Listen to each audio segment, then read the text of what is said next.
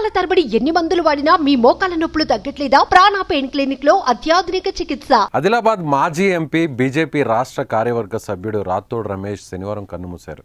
కొంతకాలం కిందట అధిక రక్తపోటు, కిడ్నీ వ్యాధులతో బాధపడుతున్నటువంటి ఆయన మరొకసారి తీవ్ర అస్వస్థతకు గురయ్యారు.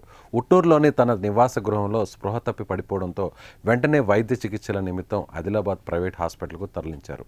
అక్కడ పరిస్థితి విషమించడంతో హైదరాబాద్కు తరలిస్తుండగా మధ్యాహ్నం 12:30 మార్గ మధ్యంలోనే కోమాలకు వెళ్లి తుది శ్వాస విడిచారు. ఆదిలాబాద్ జిల్లా రాజకీయాల్లో ఎదురులేని నేతగా రాథోడ్ ఎదిగారు.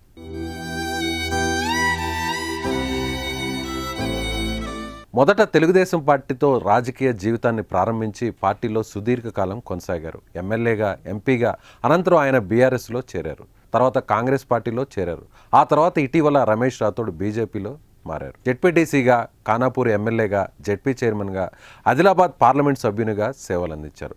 గత ఎన్నికల్లో కాంగ్రెస్ పార్టీ అభ్యర్థి చేతిలో ఓటమి పాలయ్యారు. ఆయన భార్య సుమన్ రాథోడ్ను కూడా ఖానాపూర్ ఎమ్మెల్యేగా గెలిపించుకున్నారు. ఆయనకు ఒక కుమార్తె, 2 కుమారులు ఉన్నారు. ఆయన మృతి పట్ల పలువురు ప్రగాఢ సంతాపం తెలిపారు.